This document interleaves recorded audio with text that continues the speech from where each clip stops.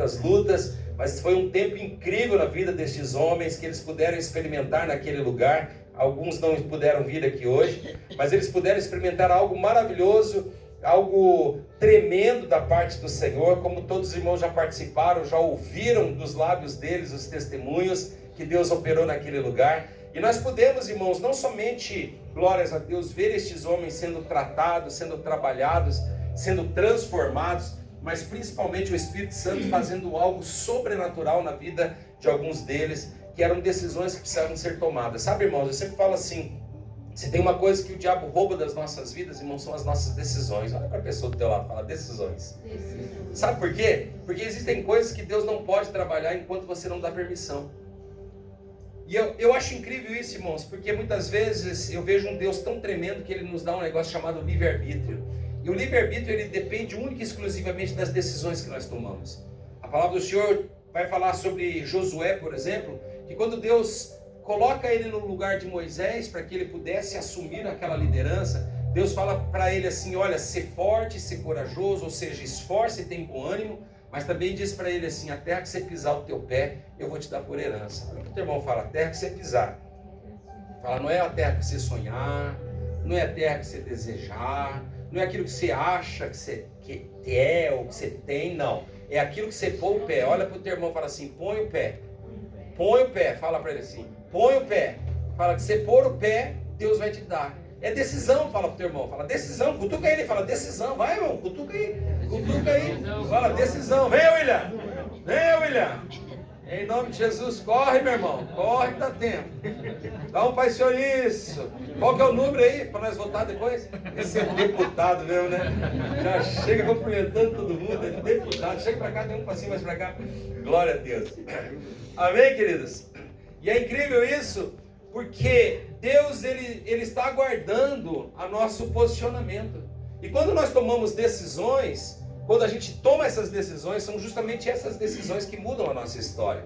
Só que às vezes a gente fica ali colocando, eu não sei, porque Deus não falou comigo. Irmão, se está na palavra, Deus não precisa falar contigo.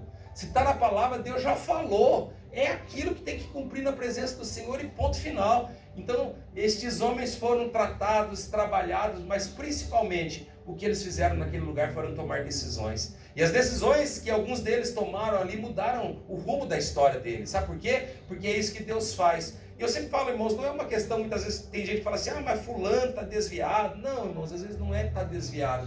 Às vezes é simplesmente estar parado. Às vezes, irmãos, aconteceu comigo esses dias, eu contei o testemunho, que eu saí, resolvi os negócios justamente do acampamento.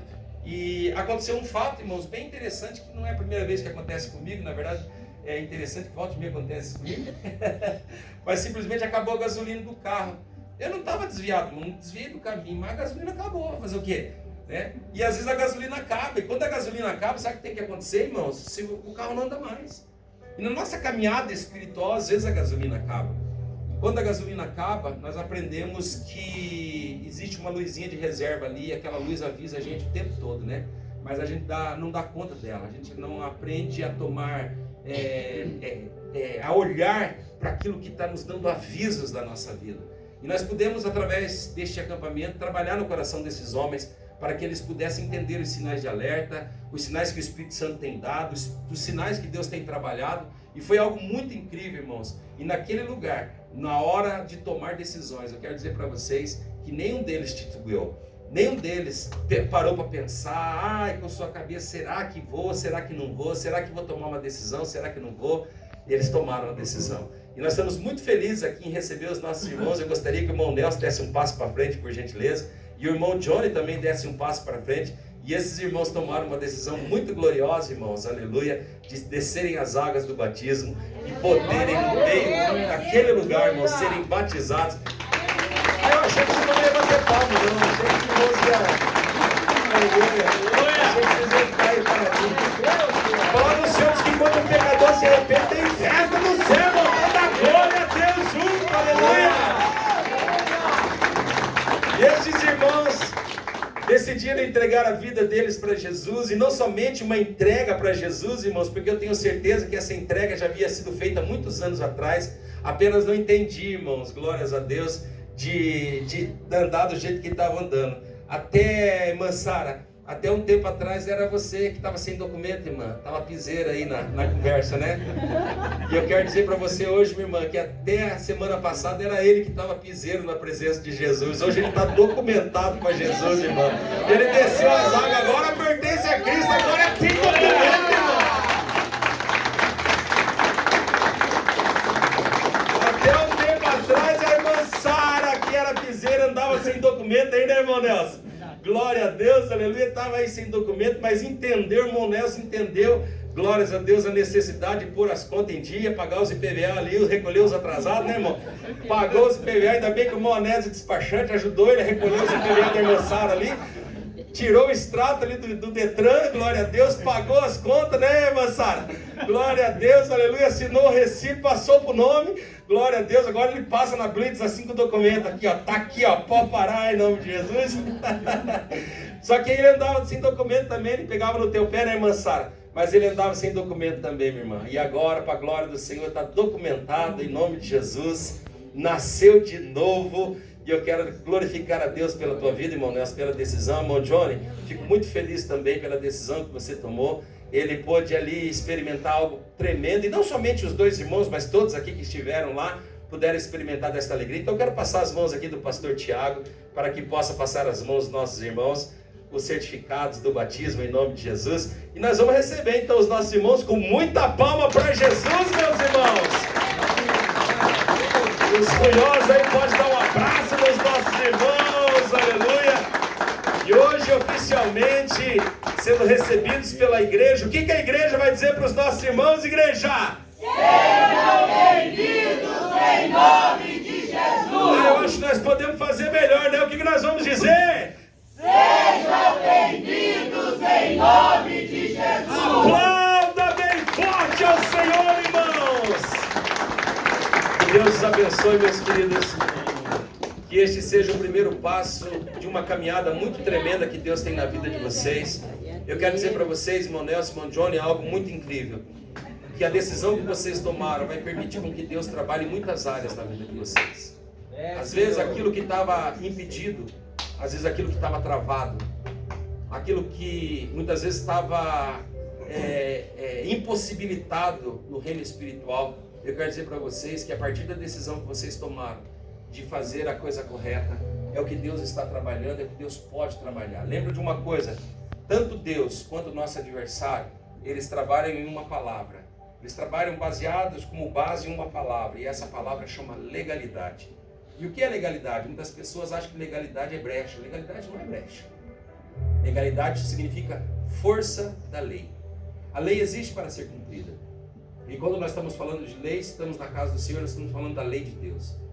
Então vocês estão cobertos hoje pela lei de Deus, porque estão na legalidade de Deus. E a partir da legalidade, aleluia, Deus pode trabalhar. Eu quero contar algo para vocês entenderem o que é força de lei.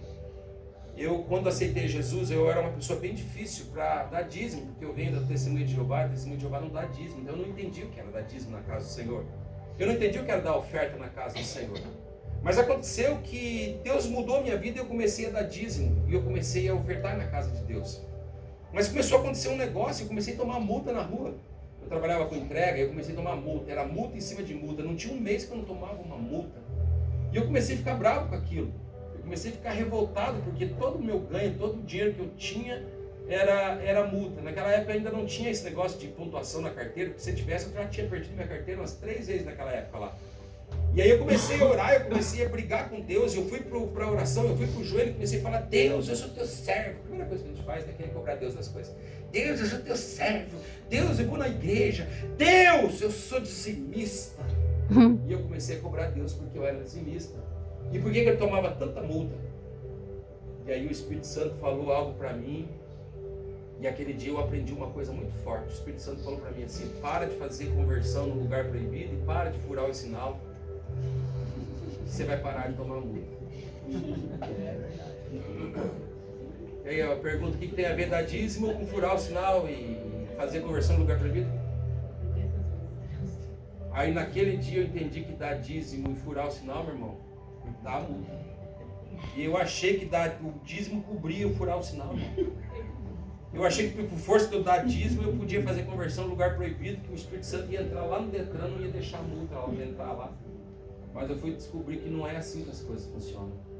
E para mim não receber, porque o dízimo pode até te garantir a tua bênção, mas curar sinal garante que o inimigo te pegue. Então eu quero dizer uma coisa para você, não adianta cumprir um lado com Deus e não cumprir o lado que o diabo pode te atacar. Eu fechei a brecha, eu fechei a porta daquilo que podia deixar o diabo me atacar. E a partir daquele, irmão, eu nunca mais tomei uma multa. Eu tenho o prazer de falar que desde 2010, 2012 eu não tomo uma multa, irmão. Eu não sei esses dias que eu não transferi um carro ali, tomei uma multa ali, né? Por não ter transferido o carro a tempo, né? Aí eu tomei essa multa por não ter transferido o carro a tempo. Mas fora isso, irmão, essas coisas de furar sinal e conversão em lugar proibido, eu nunca mais tomei multa. E eu fui entender que uma coisa está ligada à outra, ou seja, eu preciso dar força de lei para Deus e fechar as forças de lei que eu dou para o inimigo.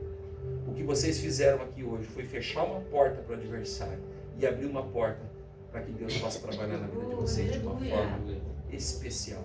Se preparem para viverem coisas grandes da parte do Senhor. E eu tenho certeza que Deus vai fazer coisas maravilhosas. Eu vou ver vocês aqui na frente testemunhando desses milagres para a glória do Senhor. Parabéns, querido. Que Deus abençoe. A igreja mais uma vez recebe os nossos irmãos com muitas palmas. Os homens, abraçem os nossos irmãos mais uma vez aí. E podem todos se assentar, irmãos, em nome de Jesus. Que alegria, né? Que alegria receber. E vamos juntos ganhar almas para Jesus. Outros homens.